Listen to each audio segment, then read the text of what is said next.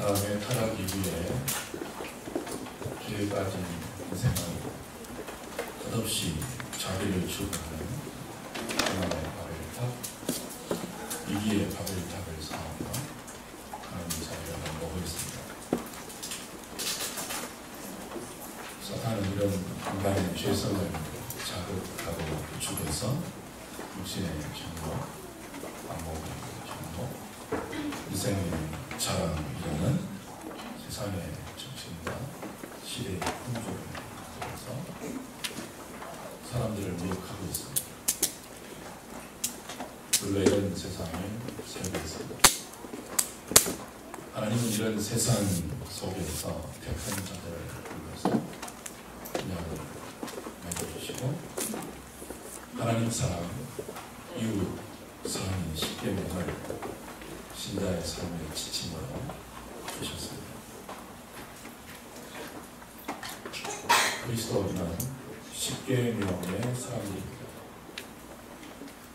죄와 사망의 종으로 비참하게 살았던 자가 자신이 원하고 그 비참한 자리에서 어린아이의 대속으로 구원을 받아 존귀한 하나님의 자녀가 되었음을 아는 자들은 그 은혜에 이끌려 이 계명대로 살려고 마음을 쏟습니다. 그리스도인은 성령이 가하는 자들과 성령의 임재가 있는 주의 백성들이 이 세상을 어떻게 살까요? 아무 생각 없이 시대의 정신이 이끌려 세상의 풍조가 부추기는 당사지 않죠. 어떻게 하든지 하나님이 신자의 삶을 지침으로 주신 하나님의 사랑, 이웃 사랑, 그 정신대로 하나님을 사랑하며 살려고 애쓰고 이웃을 사랑하며 살려고 마음을 기울입니다. 구원받기 위해서 억지로 지키지 않습니다. 구원을 받은 그 은혜가 너무 감사해서 거룩한 부담감과 사랑으로 이 계명에 우리의 삶을 붙들어 매죠. 이 십계명이 가르치는 삶의 지침을 따라 그리스도인은 가장 먼저 하나님을 사랑하며 삽니다. 이 세상에 인간이 만들어 놓은 헛된 우상, 가짜신이 많지만 성경이 가르쳐주는 삼위일체 하나님을 유일한 신으로 인정하고 믿고 사랑하고 의지하고 따라갑니다. 그 하나님을 믿되 우상처럼 섬기지 않습니다. 하나님을 부르되 그 이름을 망령되이 부르지 않죠. 하나님을 인생처럼 막 대하지 않고 거룩하신 하나님, 존귀하신 하나님으로 인정하고 대접합니다. 그 신자의 하나님 사랑의 정신이 1계명, 2계명, 3계명에 오롯이 담겨 있는데요. 오늘은 3계명을 좀 생각하려고 합니다. 3계명이 무엇입니까? 여호와 하나님의 이름을 망령되이 일컫지 말라. 하나님의 이름을 헛되이 부르지 말라. 그 이름을 잘못 사용하지 말라. 거짓되게 이용하지 말라. 그런 뜻입니다. 여러분, 주의 백성들이 하나님의 이름을 망령되이 일컬을 수 있을까요? 하나님의 이름을 헛되게 부를 수 있을까요? 하나님의 이름을 악하게 사용할 수 있을까요? 그럴 수 있습니다. 그럴 수 있기 때문에 이 계명을 주신 거예요. 언제 하나님의 백성인데도 하나님의 거룩한 이름을 거짓되게 사용하고 악하게 사용하고 헛되게 부를 수 있을까요? 자기를 위해 살 때입니다. 주의 백성들은 더 이상 자기를 위해 존재하지 않죠. 먹든지 마시든지 무엇을 하든지 그리스도인은 하나님의 은혜에 붙들려서 하나님의 영광을 위해서 존재합니다. 그게 그리스도인입니다. 세상은요, 자기를 위해 존재합니다. 세상이 자기를 위해 있습니다. 모든 사람이 자기를 위해 살아야 합니다. 그 와중에 하나님의 손에 붙들려 주의 백성이 된 성도들은 자기를 위해 사는 삶이 얼마나 비참하고 서로를 힘들게 하고 신음하게 하는지를 압니다. 그래서 우리를 불러준 그 하나님의 은혜가 너무 고맙고 감사해서 이제 그분을 위해서 남은 생애를 드리죠. 이런 주의 백성들이 부패하고 타락할 때, 우리의 믿음이 희미해지고 형식적이 될 때, 신자인데도 하나님을 위하지 않고 자기를 위해서 살 수 있습니다. 그렇게 되면 하나님을 우상처럼 섬기게 됩니다. 그렇게 될 때 하나님의 이름도 헛되게, 거짓되게, 악하게 사용할 수 있죠. 우리에게도 자기를 위해 살고 싶은 타락한 본성이 있습니다. 부패한 죄성이 있죠. 그래서 하나님마저도 자기를 위해서 믿고 싶고 자기를 위해서 이용하고 싶은 끝없는 이기성이 있기 때문에 하나님은 3계명을 통해서 우리가 이 자리로 가지 않도록 경계하시고 또 방지해 주시는 것입니다. 하나님의 이름을 헛되게 부르지 말라, 망령되 일컫지 말라 라고 요구하시는데요, 이름은 존재 아닙니까? 그 존재의 의미를 부여하는 것이 이름 아닙니까? 그래서 이름은 곧 그 사람, 그 존재 자체를 의미합니다. 남자가 군대에 가면 번호를 줍니다. 그때부터 군번이 생겨요. 우리가 잘못해서 감옥에 가면 뭘 줍니까? 번호를 줍니다. 이름을 안 부릅니다. 번호를 부릅니다. 제가 중학교 다닐 때, 고등학교 다닐 때 너무 학생들이 많아서 그때는 한 반에 70명, 80명 이랬잖아요. 그래서 다른 반 선생님이, 담임이 아니고 다른 반 선생님이 수업에 들어오면 학생들 이름을 알 수가 없죠. 그래서 문제 풀 때 어떻게 합니까? 이름을 못 부릅니다. 몇 번 나와 이럽니다. 18번 나와 그럽니다.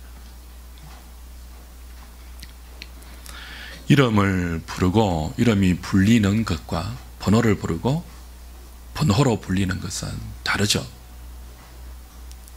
전자는 한 사람의 인격과 한 사람의 존재로 대접받는 것입니다. 그러나 후자는 많은 객체 중에 한 사람으로 관리받고 또 취급받는 경우이죠. 하나님께서 당신의 형상으로 사람을 지으시고 이름을 주셨습니다. 아담, 하와. 많은 피조물 중에 하나로 보지 않겠다, 그런 뜻입니다. 우리의 존재에 하나님의 사랑의 대상이라는 의미를 부여하셨고 우리를 사랑하겠다는 하나님의 의지가 우리의 이름 속에 담겨 있습니다. 하나님도 이름이 있습니다. 하나님의 이름은 사람이 붙여준 이름이 아니죠. 스스로 존재하시고 그 존재의 의미를 우리에게 알려주실 때 당신의 이름을 성경에 계시해 주셨습니다. 그러므로 하나님의 이름은 하나님이 어떤 분인지 우리에게 가르쳐주는 계시적 성격이 있습니다. 성경에 하나님을 알려주시는 수많은 칭호, 호칭, 이름들이 있는데요, 전부 거룩하고 존귀하고 영광스럽고 인생과 같지 아니하는 신의 존재 속성을 알려주죠. 하나님의 이름을 보면 하나님이 어떤 분인지를 알 수 있습니다. 그분은 인생이 아니십니다. 함부로 함부로 취급하거나 함부로 명명하거나 함부로 대할, 가볍게 여길 그런 존재가 아니죠. 여호와 하나님의 이름을 망령되이 일컫지 말라는 뜻은 하나님을 인생처럼 대하지 말라, 하나님을 존귀하게 여기라, 하나님을 하나님답게 인정하고 섬기라, 그런 뜻이 들어있습니다. 유대인들은 이 계명을 문자적으로 오해했죠. 하나님의 이름을 부르지 말라라고 하니까 아예 하나님이라는 이름이 나오면 그 이름 자체를 부르지를 않았어요. 모음을 서지 않고 자음으로만 기록하고 읽을 때는요, 다른 이름으로 아도나이, 나의 주, 뭐 그런 뜻으로 읽었습니다. 근데 이 3계명은 그렇게 문자적으로 하나님의 이름을 부르지 말라 그런 뜻이 아니고요, 하나님이 스스로 우리에게 알려주신 그 이름을 정당하고 바르게 그리고 존귀하게 사용하라는 뜻이죠. 동양 문화에 부모님 성함을 딴 사람에게 가르쳐 줄 때 무슨 자 무슨 자를 쓰십니다 라고 함자를 들어서 거론하지 않습니까? 그 부모님이나 존귀한 어른을 존중하는 태도이죠. 비슷한 케이스입니다. 어떻게 하나님의 이름을 부르는 것이 망령되이 부르는 것일까요? 하나님이 우리와 같은 인생이 아닌데 인생처럼 생각하면서 혹은 그 하나님마저도 우리 자신의 유익을 위해서 사용할 때 우리는 하나님의 이름을 함부로 취급하는 그런 죄를 범하게 됩니다. 자신의 명예를 위해서, 자신의 이익을 위해서, 자신의 욕심을 위해서 하나님의 이름을 걸고 맹세할 때,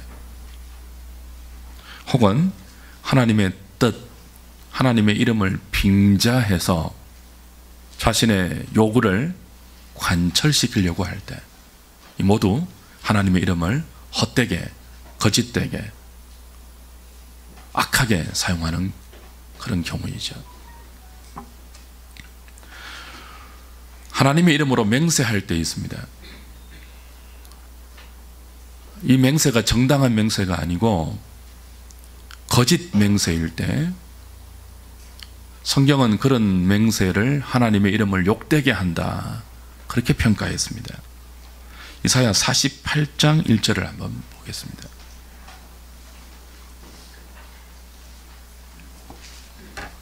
이사야 48장 1절 같이 읽어볼까요? 시작.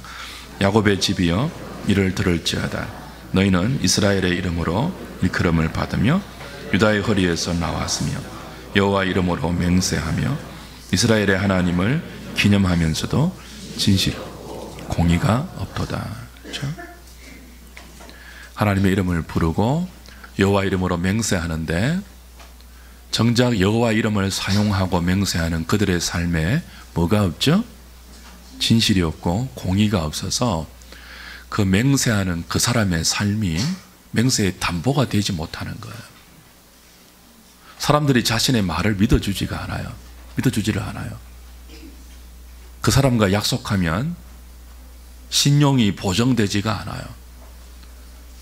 그런데도 어떻게 합니까? 자신의 이름으로는 신용을 못 얻으니까 여호와 이름을 도용하는 거죠. 자신의 삶에는 뭐예요? 신용을 담보할 만한 공의나 진실이 없어요. 그렇게 살아왔어요. 자신의 삶이 담보하지 못하는 공의와 진실을 하나님의 이름을 담보해서 빙자하여 맹세하는 것, 이 3계명을 어기는 것에 해당되겠죠. 레위기 19장 22절 가보실까요? 레위기 19장 22절입니다.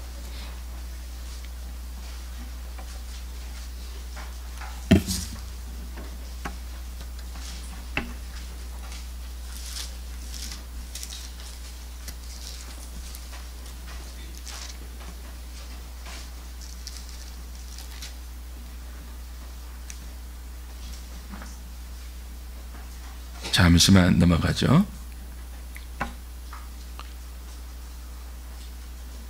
너희가 내 이름으로 거짓 맹세함으로 내 하나님의 이름을 욕되게 하지 말라 라고 하나님께서 선지자를 통해서 이야기해 줬습니다. 예레미야서를 보면은 그런 말씀이 있습니다. 우리가 하나님의 이름으로 거짓 맹세할 때 하나님의 이름이 욕되게 된다, 그렇게 말씀하세요. 근데 살다 보면 하나님의 이름으로 맹세하는 경우 그리스도인에게 발견되죠. 법정에서 자신의 무고함, 무죄함을 변정할 때 다 자신의 말을 밀어주지 않으면 내가 그리스도인인데, 내가 목사인데, 내가 장로인데, 내가 믿는 하나님의 이름을 걸고 내가 잘못한 일이 없다, 그럴 경우 있잖아요. 하나님의 이름으로 거짓 맹세하는 거죠. 이런 경우 하나님의 이름을 욕되게 하는 것입니다. 우리가 또 언제 하나님의 이름을 자신을 위해서 거짓되게 사용할 수 있을까요? 자신의 신령함을 과시하기 위해서 때로는 하나님의 이름을 욕되게 사용할 수 있습니다. 자신의 믿음을 다른 사람에게 자랑하기 위해서, 자신의 주장을 다른 사람에게 관철시키기 위해서 하나님의 뜻, 하나님의 이름을 사용하는 경우가 많죠. 내가 기도해 봤더니 하나님이 이렇게 응답하시더라, 혹은 이것이 하나님의 뜻인 것 같아, 그렇게 말하면서 하나님의 뜻을 거론하고 하나님의 이름을 들먹이면서 자신의 주장을 끝까지 관철시키려고 할 때, 그때도 여호와의 이름을 잘못 사용하는 것입니다. 악하게 사용하는 경우이죠. 우리가 생각 없이 형식적으로, 습관적으로 버릇처럼 주여 하는 것, 아멘 하는 것, 그것도 하나님을 하나님으로 인정하지 않는 경우입니다. 가볍게 취급하는 거예요. 경품 추첨에 걸렸습니다. 너무 좋아서 상품을 받으러 나가면서 뭐라고 합니까? 아멘 할렐루야 그러는 거. 이때 하나님의 이름과 거기에 담긴 뜻들이, 의미가 희화화되죠. 왜 이런 것을 주의해야 되는가 하면, 이런 것에 우리의 의식과 생각을 제동 걸지 않으면요, 서양 사회처럼, 미국 사회처럼 하나님의 이름이 때로는 욕설로 사용되지 않습니까? 비속어로 등장하지 않습니까? 다 습관적으로 의미 없이 하나님의 이름을 거론하는 것이 발전하여 생긴 잘못된 문화이죠. 하나님의 이름은 하나님의 존재 자체입니다. 하나님의 이름은 하나님이 어떤 분임을 우리에게 계시하는 진리의 성격을 띠고 있습니다. 그래서 하나님의 이름을 함부로 부르지 않는 것, 망령되이 일컫지 않는 것은 단지 우리의 입술을 조심하는 것을 넘어 하나님 앞에 우리의 삶을 경건하게 살아가는 태도와 연결됩니다. 그저 입술로 하나님의 이름을 담지 않는, 유대인처럼 그렇게 오해하는 것이 아니고 하나님과 연관된 신자의 삶의 전반적인 일상을 그분을 의식하면서 경외감을 가지고 거룩하게 살아가는 마음의 태도를 갖는 것이 하나님의 이름을 함부로 부르지 않는 거죠. 그래서 소요리 문답 54문은 이렇게 이 계명의 의미를 설명합니다. 하나님의 이름과 칭호와 속성과 법령과 말씀과 사역을 거룩하게, 그리고 존경심을 가지고 사용하는 것. 하나님의 이름을, 하나님의 칭호를, 하나님의 속성을, 하나님의 법령을, 말씀과 사역을 존경심을 가지고 거룩하게 사용하는 것, 그것이 여호와 이름을 망령되이 부르지 않는 것입니다. 이사야 29장 13절에 보면 하나님께서 선지자를 통해서 이렇게 말씀하십니다. 이 백성이 입으로는 나를 가까이 하며 입술로는 나를 공경하지만 그들의 마음은 내게서 멀리 떠났다. 그들이 나를 경외함은 사람의 계명으로 가르침을 받았을 뿐이다. 그렇게 말씀해요. 입으로는 주님을 가까이 한다고 합니다. 입술로는 하나님을 공경한다고 합니다. 근데 마음은 하나님에게서 멀리 떠나 있을 때, 그 입술과 마음의 괴리가 멀 때, 하나님의 이름을 망령되이 일컫지 않는 것은 말의 문제를 넘어서 마음의 태도이죠. 우리가 하나님을 믿고 사랑하고 의지하고 따라갈 때, 하나님을 경외하는 마음이 우리에게 없을 때, 그 경외하는 마음이 없는 것에서 뿜어나오는, 표출되는 모든 삶의 양태는 여호와 이름을 망령되이 일컫는 것에 해당되겠죠. 사랑하는 여러분, 우리가 예배를 통해서 설교를 듣습니다. 기도를 합니다. 찬송을 부릅니다. 설교와 기도와 찬송에는 전부 하나님의 뜻과 하나님의 이름이 거론됩니다. 설교를 예배 시간에 들었을 때, 혹은 들을 때, 설교를 전할 때 우리가 하나님의 뜻을 생각하잖아요. 그리고 그 하나님의 마음을 진리로 받아들이잖아요. 여호와의 이름으로, 예수님의 이름으로 기도하잖아요. 기도하면서 하나님의 뜻과 나의 뜻을 조율하잖아요. 여호와의 성호를, 삼위 하나님의 성호를 찬양하지 않습니까?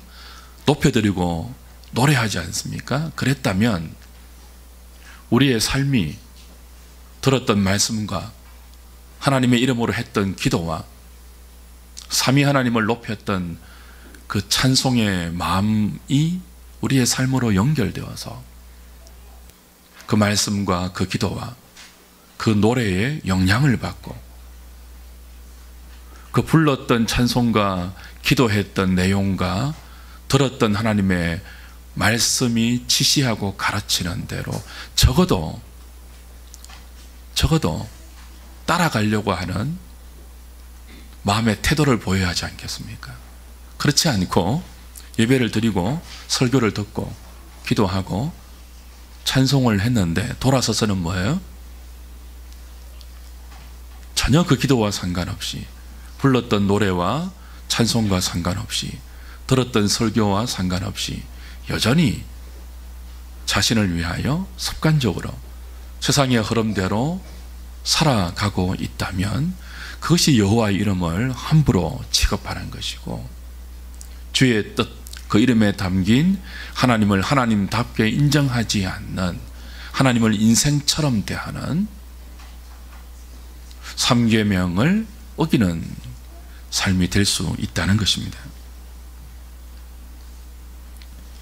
종종 우리가 자신이 경영하는 사업체에 기독교적인 이름을 붙이는 것을 봅니다. 어떤 의미일까요? 내가 이 사업을 기독교 정신으로 운영하겠다, 그런 의미 아닙니까? 근데 정작 운영을 어떻게 하면요, 전혀 기독교적인 가치관으로 하지 않고 그저 이 세상의 기업의 정신으로 많은 이윤을 남겨서, 그렇죠? 그 이익의 극대화를 추구하는 그 가치관과 그 사업 방침으로만 기업을 운영한다면 그 이름에 붙인 기독교적인 이름은 여호와 이름을 망령되이 일컫는 거죠.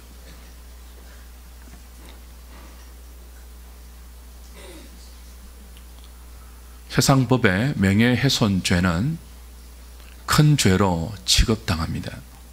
심한 벌로 다스립니다. 그래서 함부로 다른 사람의 명예를 훼손하지 못하도록 경고를 하고 있죠. 3계명은 하나님의 명예를 훼손하지 말라 하는 뜻입니다. 쉽게 말하면 하나님의 이름을 더럽히지 말라, 하나님을 모독하지 말라, 뭐 그런 의미죠. 그러나 이 세상 법에는 하나님의 명예를 훼손한다고 잡아가지 않습니다. 벌금도 때리지 않습니다. 구속하지 않습니다. 근데 오늘 본문은 이 계명에 분명한 단서를 달고 있습니다. 세상 법에는 하나님의 명예를 훼손하는데 저촉하는 법이 없죠. 그러나 이 3계명에는 저촉하는 법이 있어요. 후반부에 뭐라고 되어 있죠? 나 여호와는 나의 이름을 망령되이 일컫는 자를 죄 없는 줄로 인정하지 아니하리라. 죄가 된다는 거예요. 명예훼손죄가 심각한 여호와 이름을 훼손하는 그 죄가 성립된다는 거죠. 우리가 하나님을 위해서 살지 않고요, 자기 이름을 위해서 존재하고 자기 이름을 높이고 자기를 인정받기 위해서 살면, 그래서 하나님의 이름을 자기 이름을 위해서 잘못 사용하면, 악하게 사용하고 거짓되게 사용하면 하나님의 명예가 우리 때문에 훼손당하죠. 저와 여러분들이 오늘 이 계명 앞에 내가 어떤 삶을 살고 있는지를 한번 돌아보면 좋겠어요. 내 이름을 높이고 떨치고 증명하고 드러내고 높이고 나타내기 위해서 기도하고 예배드리고 봉사한다면, 이런 우리의 삶을 하나님이 굉장히 우려스럽게 보고 있다는 자각을 우리는 이 3계명 앞에서 가져야 합니다. 2016년 판 배너가 개봉되었죠. 1959년 초판과 조금 다른 장면들이 있는데요, 이 배너에서 가장 유명한 씬은 아무래도 그 마차를 타고 전투하는 이 마차 씬이지 않습니까? 전차 경주 장면이죠. 이 전차 경주에서 우리가 알다시피 배너가 메살라를 이깁니다. 2016년 판 배너에서는 이 전투에서 이기고 나서 배너를 고용한 아프리카 상인이 빌라도 총독에게 이렇게 말해요. 각하, 패배를 위로드립니다. 그렇게 말해요. 그러자 총독이 어떻게 말합니까? 패배? 저들도 피를 좋아하지 않느냐? 그렇게 대답해요. 패배가 아니라는 거죠. 메살라는 졌지만 로마는 패배하지 않았다는 거죠. 저들이 누굽니까? 그 전차 경기를 관람하는 관람객들인데 유대인들이죠. 저들도 피를 좋아하지 않냐? 무슨 의미입니까? 이 전차 경주는 로마인들이 하는 놀이이죠. 군중들을 우매화시키는 그 로마 황제의 일종의 우민화 정책이지 않습니까? 그래서 그 짜릿한 전차 경주를 통해서 사람들에게 재미거리를 제공하는 거죠. 근데 이 전투가 워낙 격렬하고 잔인하기 때문에 마차가 깨어지고 달리던 마차에서 기수들이 떨어져서 죽고 할 때마다 사람들이 짜릿함을 느끼면서 환호하고, 그렇죠? 열광하죠. 그 메살라가 졌어요. 베너가 이겼습니다. 그 전차 경주에서 수많은 팀들이 참가했는데 그 메살라의 톱니바퀴 달린 그 전차 때문에 다 그냥 마차가 전복되고 떨어져서 죽고 하지 않습니까? 그때마다 관중들이 어떻게 합니까? 열광하죠. 사람들은 피 흘리며 마차에 깔려 죽어가는데 기뻐하고 환호성을 지른단 말이죠. 저들도 피를 좋아하지 않느냐. 유대인인데 유대인의 정신을 다 빼앗겨버리고 로마인처럼 되었다는 거예요. 그러니 우리가 패배한 것 아니라는 총독의 항변입니다. 베너가 마차 전투에서 이겼지만 결국 군중들을 보니까 로마가 이겼다는 거예요. 사랑하는 여러분, 세상 사람들이 기독교를 언제 이겼다고 생각할까요? 그 사람들이 우리보다 잘 살 때, 우리보다 건강할 때, 우리보다 유명해질 때 우리가 그 기독교를 이겼다, 그렇게 말하지 않습니다. 우리가 저들과 똑같아질 때 저들은 우리를 이겼다고 생각하고 조롱합니다. 하나님의 백성들이, 저와 여러분들이 십계명이 가르치는 하나님 사랑, 이웃 사랑의 정신이 아니고 세상이 추구하는 육신의 정욕, 안목의 정욕, 이생의 자랑에 이끌려 자기를 위해서 세상 사람과 똑같이 살면, 그러면서도 하나님의 이름을 거론하고 하나님의 뜻과 하나님의 계명들을 우리가 입술에 달고 살면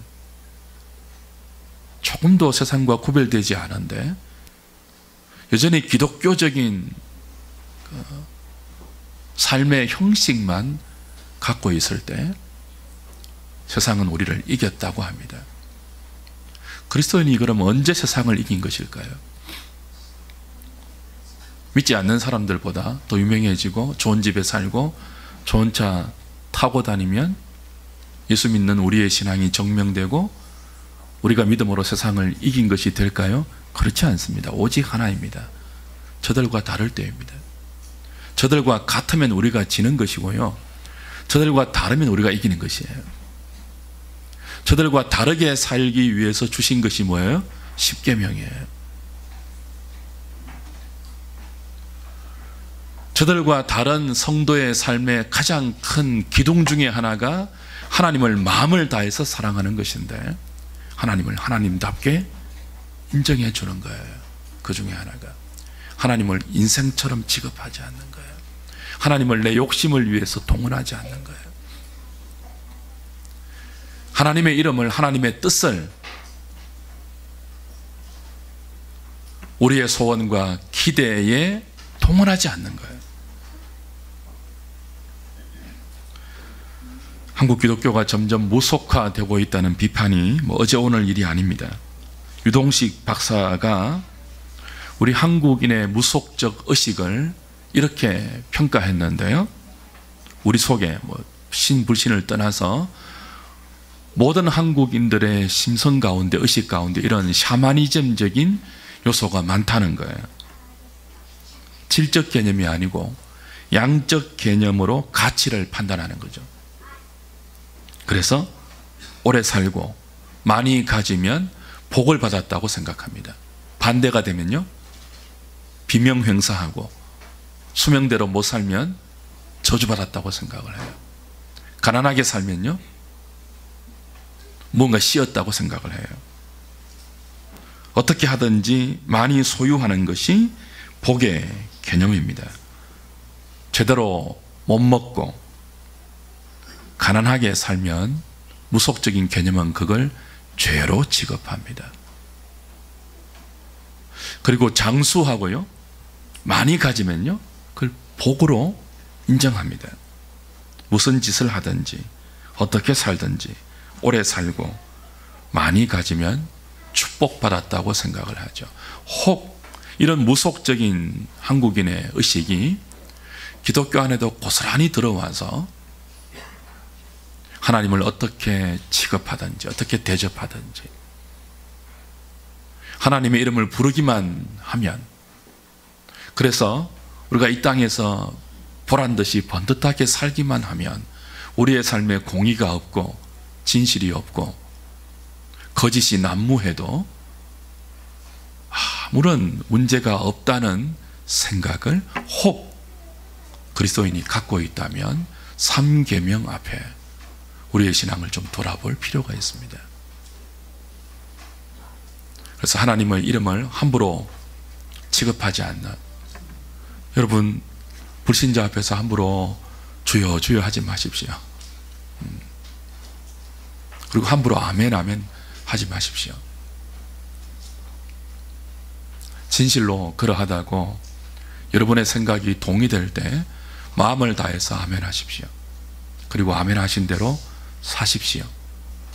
하나님의 이름을 맹세의 보정으로 떠올리지 않더라도 여러분의 삶이 공의롭고 진실해서 여러분이 말하면 누구라도 믿을 수 있는 신자의 삶을 사십시오. 거짓말 하지 마십시오. 착한 사람 되십시오.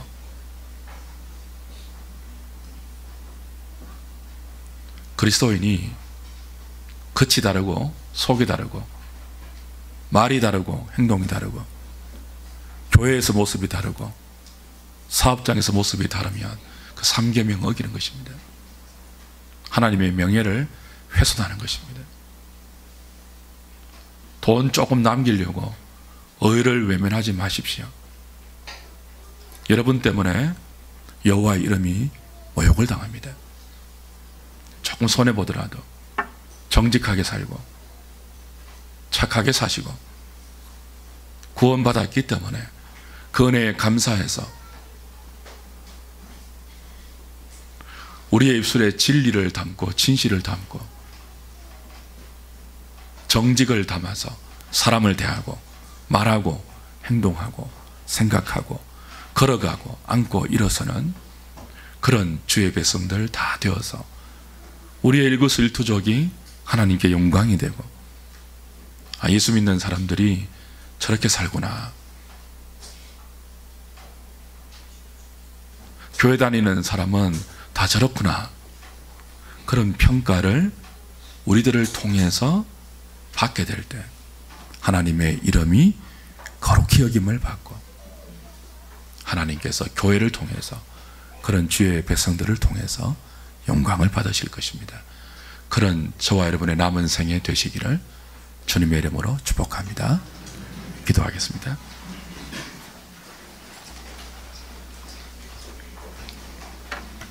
하나님, 우리 자신의 작은 유익을 위해서 하나님의 이름을 가볍게 거론하고 주의 이름으로 맹세하고, 그리고